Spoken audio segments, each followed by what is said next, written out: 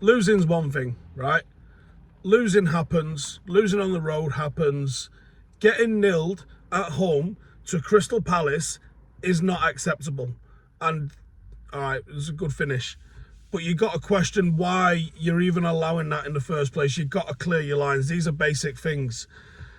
After they got their goal, sure, let's go back to the starting 11, right? Starting 11, about as good as United can put out, right? So, no qualms on the starting 11. The only thing you might be able to mess with is who plays off the right. But realistically,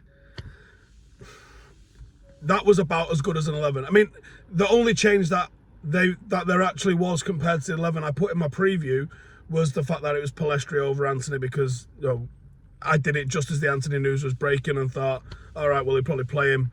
Didn't realise that he wasn't going to play. So that's literally the one change you're making to the 11 is that one. So you're starting to now get, all right, yeah, Martinez for Lindelof once he's fit. Realistically, though, that might be, for now, as good as an 11 that United can put out. It might be, okay? So what do United need to do? You've got to start scoring some goals.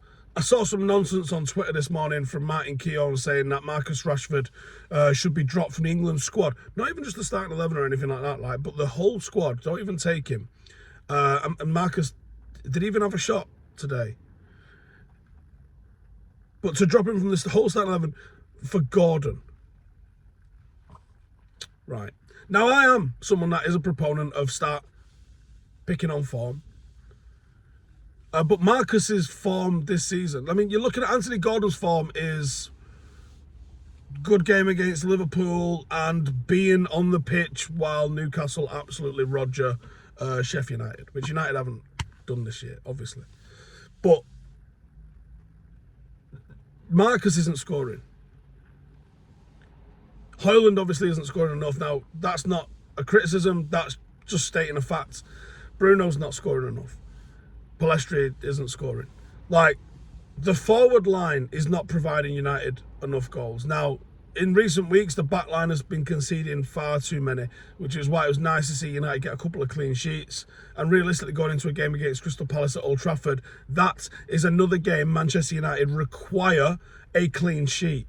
You got to come away from that absolutely devastated that you've not managed to bring in a clean sheet.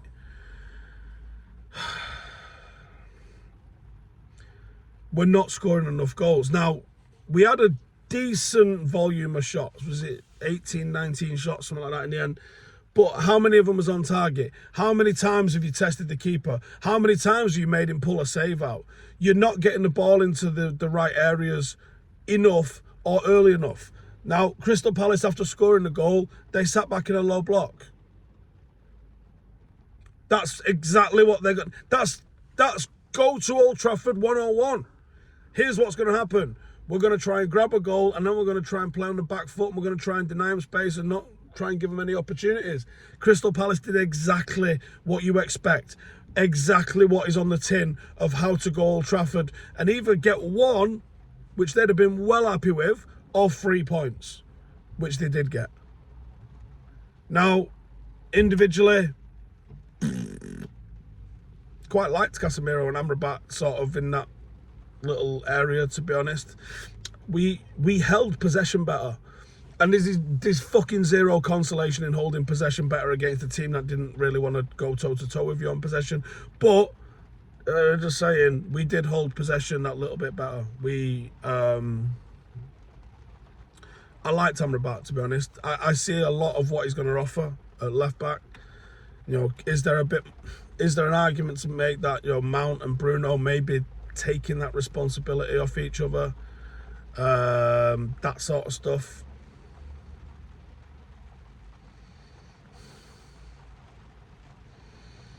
I don't know. We are trying to solve an algorithm while it's fighting back. You are trying to get, because of the way pre-season went, we are trying to get our style of play learned while the season is going ahead, while you're playing 2 games a week, by the way, because half of these players haven't been available for you to do that. So you're going to struggle to get the system nailed. You got to be defensively sound, and honestly, that was underwhelming defensively today. You can argue that there's probably one first choice defender in the back line. It's probably fair, right? I like Amrabat though. I like he's doing what was advertised. He's bringing energy. He's bringing tenacity. He's bringing ball progression. He's got a great switch of play in him. Something that I think this United team's really lacked. He definitely did that. He was getting involved in that a little bit more, but just. And we're holding possession real nice in the middle third. We are better at doing that instantly. Like, literally from one week to the next, we're better at doing that. But in the final third, we are not good enough at the moment. And I know Marcus is off the pace. And like I said, I go for everybody all over again here. But, like, there's not enough in the final third. How do United fix this? Losing at home to Crystal Palace is fucking catastrophic, right? And I like to think as myself as someone that's pretty fucking level-headed in the grand scheme of things. You can't be dropping points at home to Crystal Palace. In between the two Brighton games, United went on this incredible run of being undefeated. And not just undefeated, we won the vast majority of those games. And it didn't really matter who came to Old Trafford. We'd stick it on them. We did. Now, away from home, a different conversation, and maybe I don't want to talk to you about that. But at home, Manchester United would go and stick it on whoever wanted it. Do you want it? Don't matter. You're having it. But now, teams are coming to Old Trafford and putting it on us. We've been very fortunate to get the wins at home that we've had. Now we're in a position where we're just losing games. I don't know if Ten Hag's under pressure on the back of this. He shouldn't be. There's Herbert's following us. And this is why I sort of had a bit of a thing at the media the last few weeks, because they'll make more out of this than what's going on at Chelsea. They'll make far more out of this than what's going on at Chelsea. Galatasaray Tuesday night represents a difficult tie now. It was probably going to be difficult anyway, but it represents the pressure on every single week for Manchester United. Is hard to fathom. This starting 11 is the one. Now, Garnacho, let's give Garnacho a little bit of flowers, right? Because he came on and his directness helped. There's a couple of truths about when you play a low block, right? When you play a low block, you can't just continue passing it.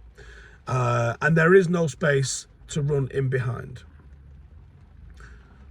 But when you've got players who are able to dribble with the ball, that is a valuable tool. And because of the directness of Garnacho, that was a good introduction, because Garnacho looked like the most likely to try and break the deadlock for United. We're not ready for playing Plan C and Plan D yet, because Plan A has not been cooked.